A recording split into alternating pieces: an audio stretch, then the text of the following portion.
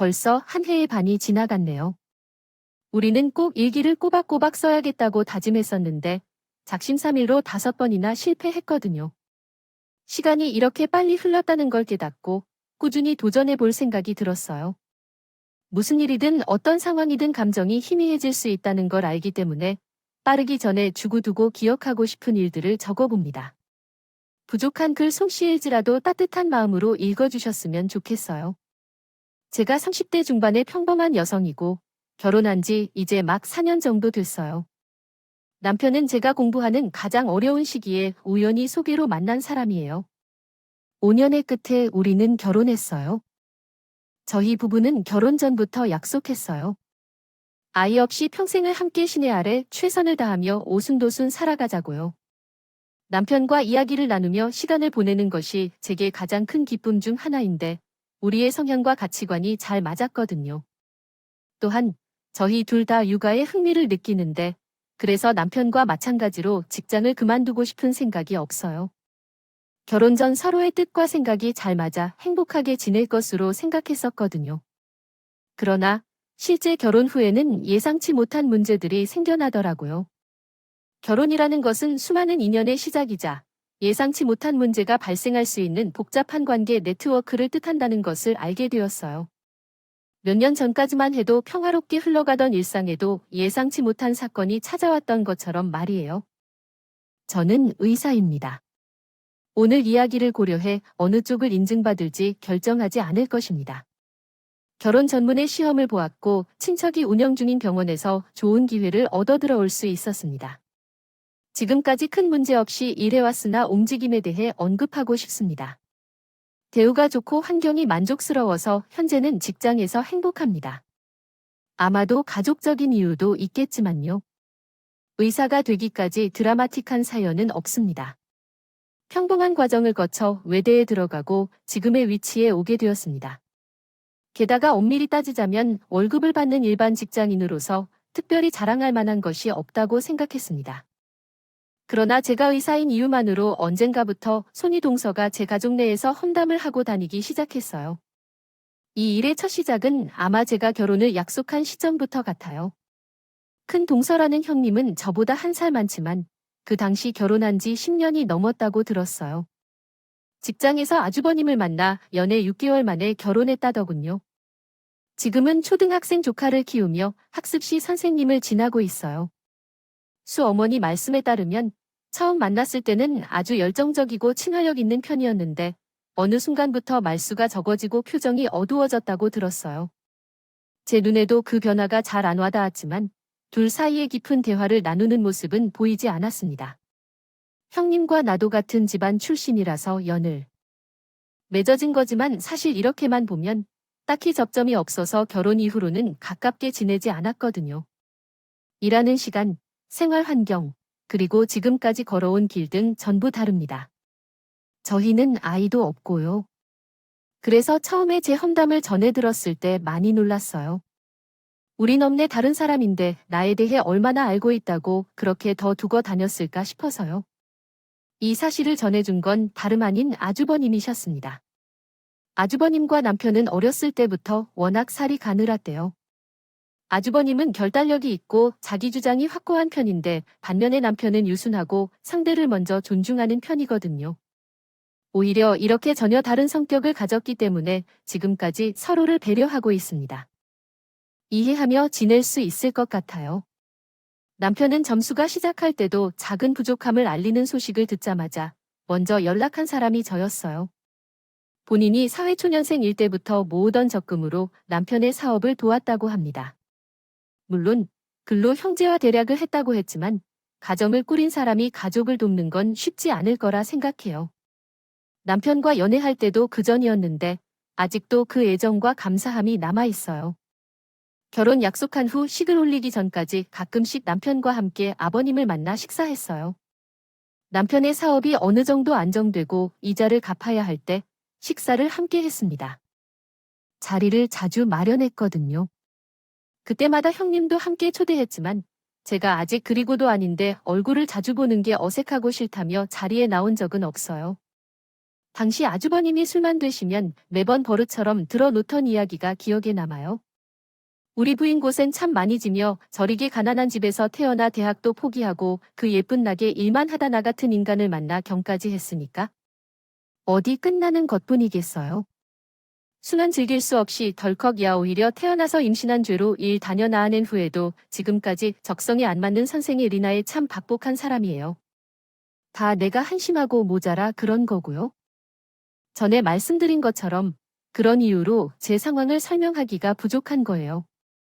그 당시 그분은 말만 듣던 아주버님이셨어요. 하지만 저에게는 형님이 생활이 강하고 센 이미지를 주셨어요. 어떤 역경과 고난의 시기도 견뎌내는 그런 모습으로 상상이 되어요. 결혼과 육아라는 새로운 삶의 방향을 향해 나아가는 과정에서 우리는 완전히 다른 길로 향하기도 했잖아요. 그 변화 속에서 최선을 다해 성공을 이루고 계셨어요.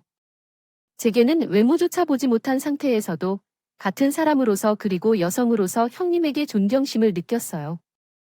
그렇지만 만났던 형님은 예전의 상상과는 많이 다르셨어요. 결혼 전 사이에서 한 번도 모습을 드러내지 않았던 형님이 만나보니 많이 변하신 것 같아요. 먼저 나와 함께 하셨어요. 당시에는 제가 그렇게 시험 때문에 매우 바쁜 상태였기 때문에 결혼 준비 과정을 최소화해서 진행하자고 제안했었거든요. 상견례도 부모님만 모시고 소박하게 진행하기로 했지만 형님이 화를 내며 새로운 가족을 만나는 중요한 행사에서 본인들은 빼고 진행할 수 없느냐고 하셨더라고요. 그래서 결국 나머지 가족을 추가해서 도와주다 보니 3명에서 대규모로 변해버린 거죠. 제 남편은 대가족이거든요. 좋은 것은 좋은 것이라고 어차피 만나게 될 분들이니 미리 인사드리는 게 좋겠다고 생각했어요. 일정이 빨리 끝났다며 가장 먼저 도착한 형님은 제 테이블에 앉으셨더군요. 아주버님이 도착하기 전에 저랑 형님이 하는 자리에 동생들이 많이 있었죠. 좀 어색하지만 분위기를 풀기 위해 이런저런 안내를 드리는데 물건만 만지던 형님이 갑자기 저에게 물었어요. 꽃 남편 말만 들어도 고향 의사 다 들었던데 그래서 이제 어떻게 할 생각이에요? 개원을 하려는 거예요? 아, 아니요. 아직은 그럴 생각 없고요. 개인적으로 아는 곳에서 일하다가 야, 아, 아. 난 또 그게 맞는 거죠.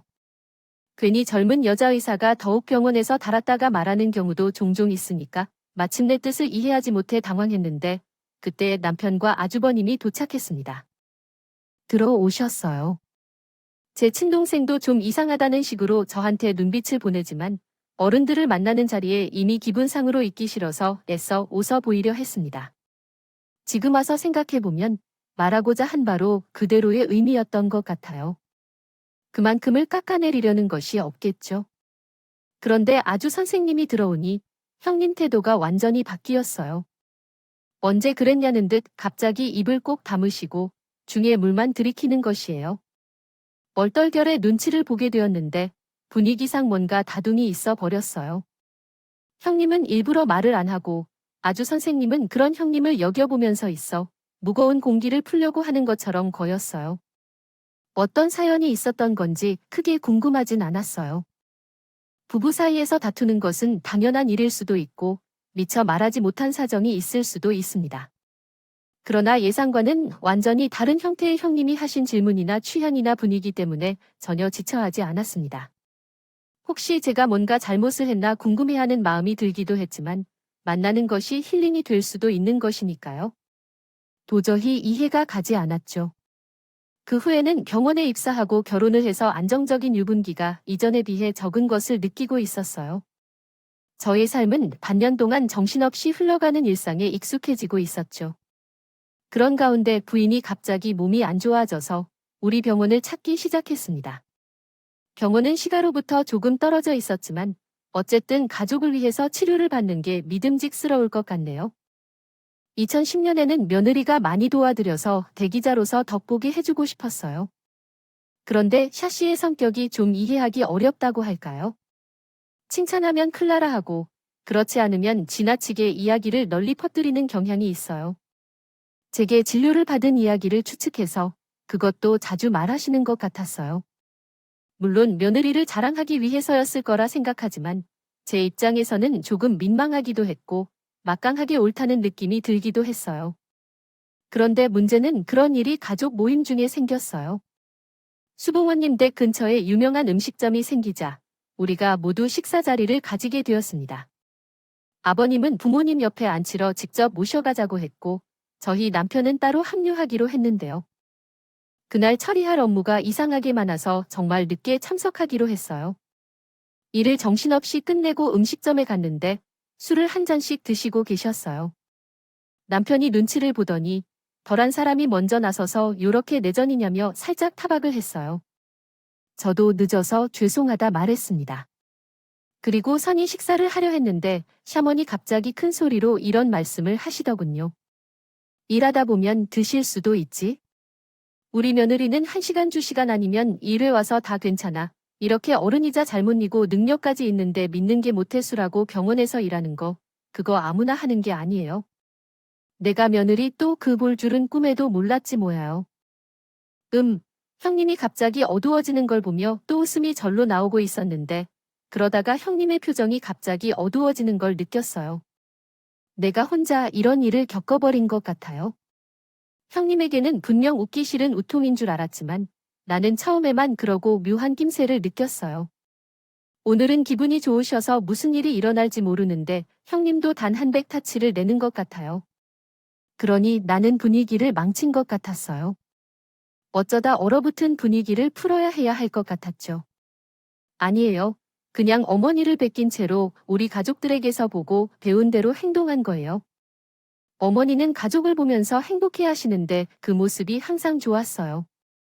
내 말을 들어주던 형님도 마음속에서 즐거워한 것 같았어요.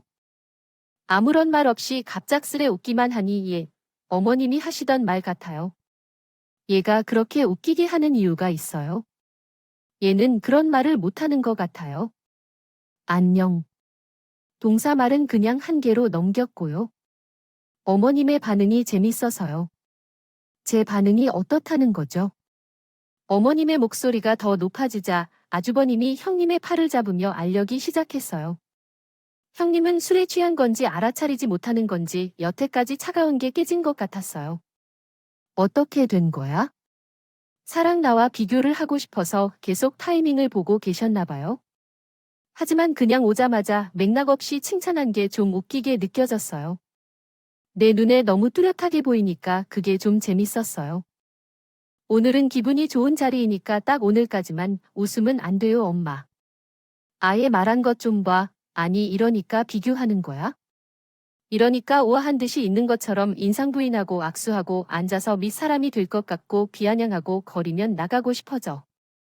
시집 온 지 10년이 다 되어가는데 어제는 가면 갈수록 남들보다 나를 못하게 돼. 아니, 이러니까 제가 속이 답답한 거예요. 이러니까 안 그래도 사는 게 재미없는데 그냥 숨만 쉬며 지냈는데 어머님은 여손까지 막아버리려 하잖아요. 그래요. 이거 다 사실 제가 다 못 배워서 그래요. 그러니까 앞으로는 못 배운 티를 확실히 내면서 살 거예요. 그래야 왜 제가 외롭고 사는지 이렇게 못난 배운 건지 다들 납득할 거예요. 아니에요, 그렇죠. 말이 끝나자마자 아버님은 형님을 데리고 밖으로 나갔어요. 어머님은 오래 살고 보니 별일이 많다며 아버님과 함께 짐을 챙겨 집으로 들어가셨고요. 제가 남편과 함께 테이블 앞에 앉아 있는데 남편이 말했어요. 원래 처마님과 형수 사이가 그렇게 나쁘진 않았는데 언제부터 이렇게 된 건지 애고가 잘못된 건지 모르겠다고요. 형수가 어느 순간 자격지심이 생긴 건지 대화할 때마다 그러한 식으로 말하니 아버님과도 자주 다투게 되었다고 했어요. 전달이 궁금했어요. 형님은 변한 건지, 전에는 어떤 모습이었는지, 그런 것들이요. 하지만 형님은 저에게 마음의 여유가 없어 보였어요. 오히려 그날부터 저를 더 공주로 여겼고 멀어지기 시작했죠. 모르는 척하며 살겠다는 태도를 보이려는 것처럼 남편은 친척들을 포함한 가족이 많고 연대가 깐깐한 집이에요. 요즘 같은 시대에 이렇게 친척과 가까운 가족들과 교류하는 것은 참 쉽지 않죠.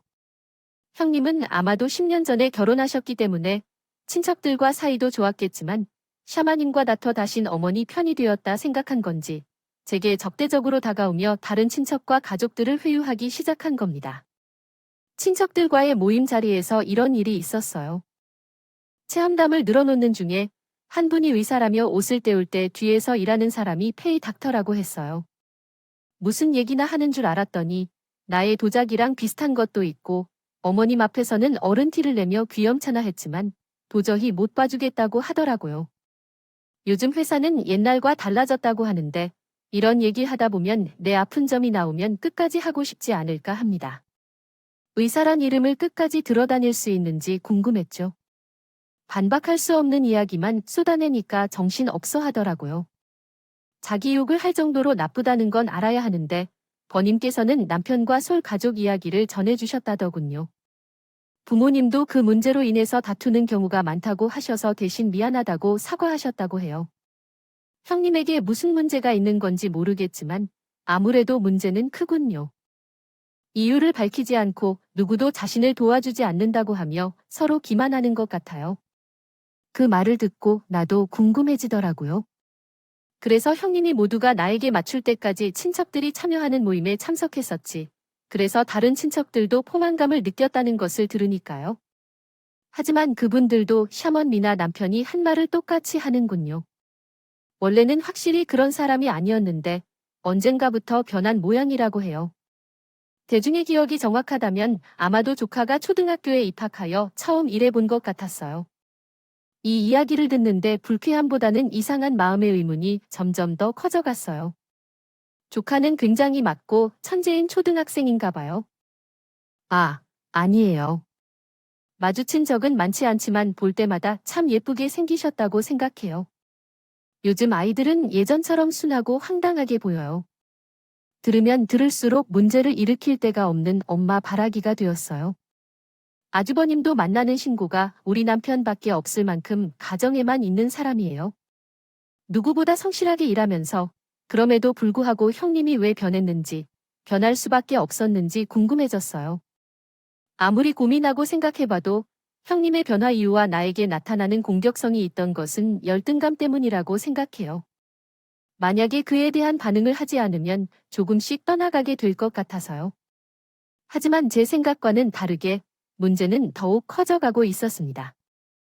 그 이후에도 제게 대한 험담은 정도를 더해가며 결국 시아버지에게까지 전해지게 되었습니다.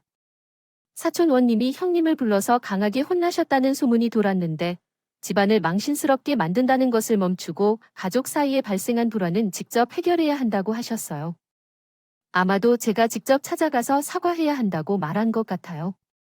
남편이 그 이야기를 전해줄 때는 혹시 정말로 찾아올 줄은 몰랐어요.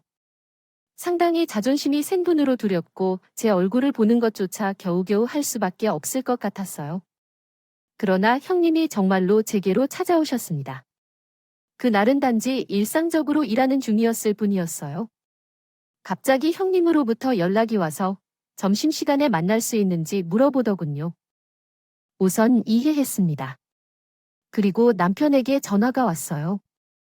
형님이 나 쳤는데 왜 찼는지 당신 알고 있어요. 혹시 병원에서 큰 소리치는 일은 없겠지? 라며 말했죠. 아니, 그거 말고는 나 프레슬리한테 없는데 설마 진짜 사과로 신신 걸까? 혼자 오만 성상하며 난리를 지는 사이 어느새 전 형님이 계신 카페로 그런 모습으로 가고 있었어요. 형님은 적잖이 굳은 표정으로 자리에 앉아 계셨습니다. 저는 심호흡을 한 뒤 어색한 미소를 보이며 흥미에게 다가가 인사했습니다. 도의적인 인사가 끝난 뒤 형님과의 사이에서는 아주 짧고 아주 긴 숙제였어요. 저는 차가운 커피를 마셔 목을 적셨습니다. 조심스럽게 말하라. 그러면 무슨 일이 절차장인가요? 확실해. 첫마디를 미안해라고 해야죠. 오늘 낳은 동사에게 사과를 했지만 동시에 다시는 보고 싶지 않다는 생각으로 돌아봐야 합니다. 그러니까 많은 생각이 들지만 이게 마지막이라고 생각하고 그냥 잊고 살아야 해요. 알아들었을지 모르겠지만 나는 대학을 다닐 때 동석하게 된 사람 중 한 명이었어. 간호학을 전공하면서 자연스럽게 간호사로의 꿈을 키웠지만 가정 상황 때문에 그만두어야 했어. 그 사실을 듣고는 정말 놀랐어요. 간호학 전공을 했다는 사실은 전혀 몰랐거든요. 정말로 그만두고 싶지 않았지만 어쩔 수 없었어요. 없었지. 학비가 없는데 어떻게 벼를 수 있나? 학교에 자퇴서를 제출하고 바로 그 다음 날부터 나는 일을 시작했어. 거기서 지금 현재의 남편도 만난 거고, 예상치 못하게 일을 한 결과로 또 예상치 못하게 결혼까지 하게 된 거지. 어쩌면 결혼은 4차원 피처가 있는지도 몰라. 학교를 그만두고 공장에서 일하는 모습은 싫었거든요. 내가 상상했던 모습은 분명 병원에서 차트를 보는 것이었는데 지금 현재의 그것과 완전히 다른 판이었으니까. 그래서 또 다른 나의 모습을 찾고 싶은 마음에 더 커서 결혼을 결심한 게 아닐까 해. 그 뒤로 나는 열심히 살아왔지만 맘속 깊은 곳에는 여전히 그 감정이 아마 남아있을 거야. 사실 그 이유를 알면서도 어떻게 되겠어요? 모른 척 하려고 혼자 부담했지만 형님은 잠시 동안 테이블 위 커피잔으로 인하 생긴 물기를 가만히 살피고 있었어요. 지난 4월 동안 겪은 많은 일과 더 많은 생각을 통해 지금 저에게 해야 할 말을 곱씹고 있는 것으로 보였어요. 결혼 후에도 사라지지 않는 공허함을 채우기 위해 아이를 낳았어요. 이렇게 불안한 상황에서 아이를 가질 준비는 없었지만 어떻게 저의 목숨보다 사랑하는 존재를 키우고 싶었고 그에게 마무리하지 못한 일들을 이루어주고 싶었거든. 직접 봤을 때 정말 큰 아이가 나왔어요. 내 것처럼 소중한 내 아이였어요.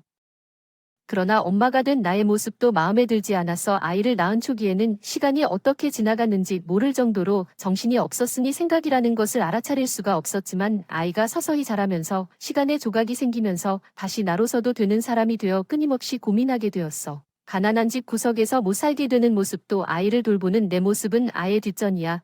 얼굴도 살림도 적성도 안 맞는 일인데 어떻게도 전 사회로 나가고 싶어서 일을 찾아 나서는 그 생각도 너무 싫어 지금 있던 모습이 어떻게 하든 싫다는 생각을 거었을 수가 없더라고. 그 공감함은 분명히 깨달았어. 그 공허함은 이 결혼도 남편도 아이도 도와줄 수 없는 나만의 영역 중에서 무슨 말인지 이해했어요. 도와준다 해서 감사합니다. 갑작스러움을 드러낸 형님의 이야기 속에 내가 대답할 수 있는 내용은 없었어요.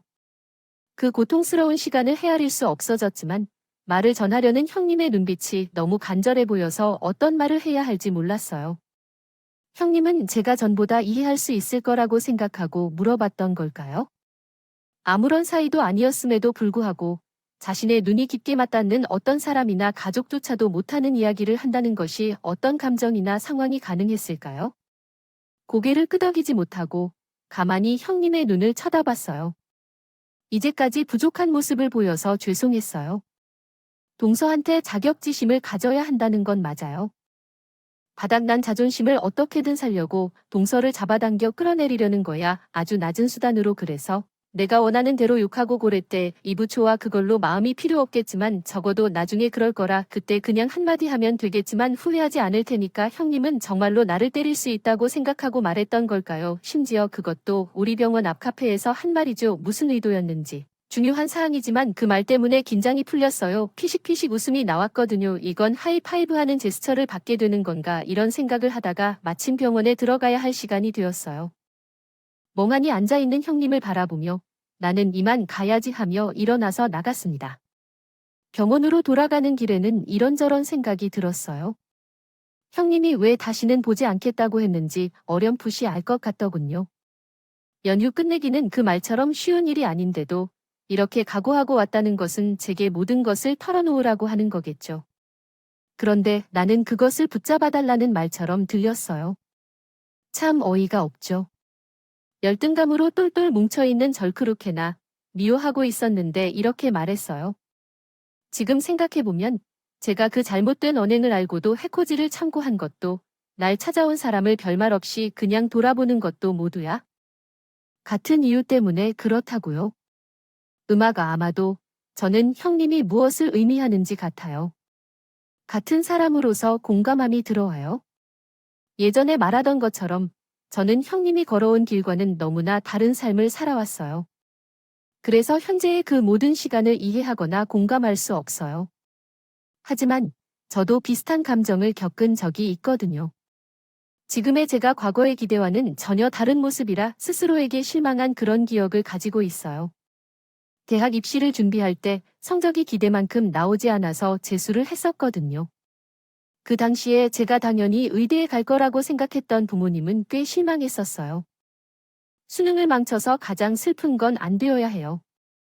정말 호되게 혼났던 기억이 아직도 선명해요. 얼마나 크게 얻을 수 있는지 내면에 대해 진짜 모르겠어요. 아빠가 제 머리를 아예 다 밀어버린 적이 있죠. 성적이 나오지 못한 자식은 부모가 물려줄 머리를 기를 자격이 없다고 말했어요. 그때 머리카락이 잘린 것처럼 보였지만 사실은 사라진 건 나라는 사람이었어요. 지나온 시간과 그 길을 걸어온 나는 전부 정당한 것 같아요. 재수하는 동안 저는 도저히 저로 온전히 서 있을 수 없었어요. 쉬함을 망친 나를 받아들일 수 없어서 그건 내가 아니라고 믿었어요. 시간이 지나면 사실 그때보다 더 트레일링 앵커하여요. 힘든 날이 많았습니다.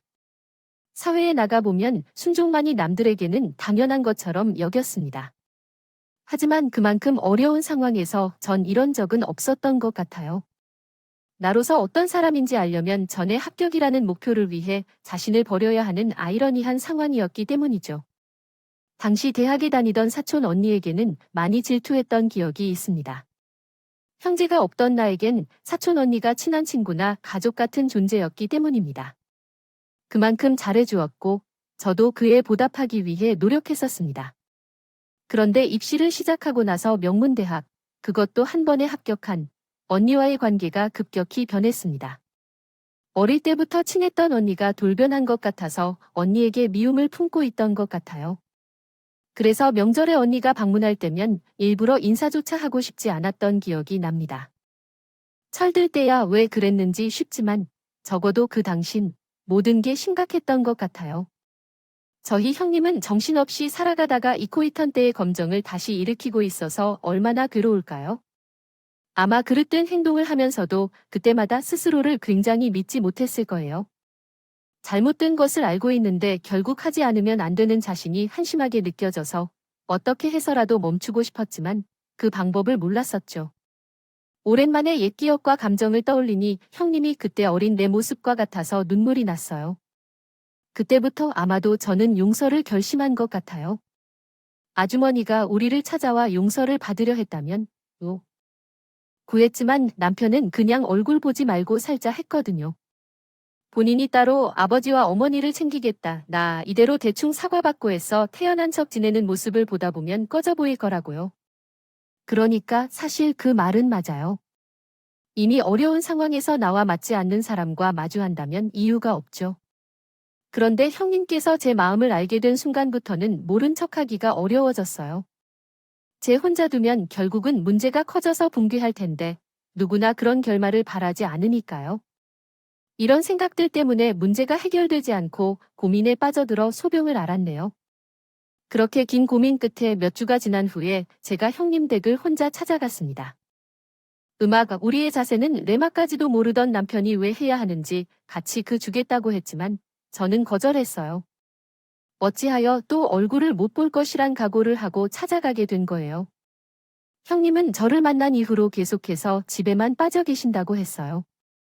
아주버님과의 관계도 어긋나며 안부를 전해 들은 지 꽤 오래됐어요. 조카가 학교에 간 틈을 타서 시간을 이용해 집에 찾아갔는데 현관의 초인종 소리를 듣고도 아무도 나오지 않는 거예요. 몇 번이나 초인종을 누르고 전화도 해봤지만 누구도 나타나지 않았어요. 결국 저는 어떻게 해도 되겠다 싶어 문 앞에 버려진 학습지들을 살펴봤어요. 아마도 일을 그만두고서 전부 버린 모양이겠죠. 그것처럼 보였습니다. 너무 오랜만에 혼자 학습지를 가장 위에 있는 한 권을 홀로 들여다봤어요. 그것이 참으로 열심히 되어 있는 것처럼 보였어요. 어떻게 가르칠지 고민하며 저 각 모서리마다 밀도 있게 쓰여 있었어요. 정말로 아무 생각도 하지 않는 것처럼 문 앞에서 쪼그려 앉아 있었는데 문이 열리고 형님이 나타났습니다. 제가 떠났다고 생각했는데 형님은 앞에 계셔서 제가 꽤나 놀란 표정을 지었지만 특별한 반응은 보이지 않았지만 그래도 집으로 초대를 해주시더군요. 그렇게 오랜만에 다시 만나고 기뻤습니다. 따뜻한 날씨 앞에 두고서 우리는 마지막 만남에서 그렇게 조용함을 나누었습니다. 형님은 그 전보다 훨씬 수척해 보였어요. 집안은 돌이 오래되어 어질러진 상태 그대로 남겨두었어요. 너무 많이 둘러보면 그 안이 실내 일밖에 안 보이는데 바닥만 보던 나는 먼저 입을 열었습니다. 형님이 내 이야기를 전혀 예상하지 못해 놀란 표정을 지었어요. 그래, 형님. 나는 여전히 형님의 이해할 수 없는 사람인 것 같아요. 하지만 이해하고 싶어졌어요. 그러려면 우리는 모두 더 많이 서로의 얼굴을 보고 더 많이 이야기를 나눌 필요가 있어요. 오해하지 말고 거절하지 말고 그냥 내 이야기를 들어주세요, 형님. 나는 대학에 보내줄 거예요. 거기서 못했던 공부를 다시 시작할 거예요. 음악, 죽음 나도 약을 가려고요. 아니에요. 그 애는 남편과 자식이 있는데 완전히 새로운 삶을 시작하는 게 아니에요. 멈췄던 길에서 다시 나가자는 거예요. 형님이 말했죠. 지금 그 괴로움들 어떤 방식으로도 나을 수 없어요. 그건 나에게 영역이에요. 그러니까 가장 형님다운 모습으로 돌아가자는 거예요. 힘들면 그때 다시 또 멈추면 되고, 지금처럼 다시 나아가면 되고요. 제가 더 도와드릴게요. 제 화를 들은 형님은 고개를 떨어뜨린 채 곰곰이 생각에 빠진 듯 하더니, 어느새 침묵 속에서 울음을 삼켰다가 시작했어요. 음악. 경음치고 없어서 내가 예전의 나로 돌아가게 따르는 것이 가족들에게 엄청나게 부족해서 차마 아무 말도 할 수가 없었어요.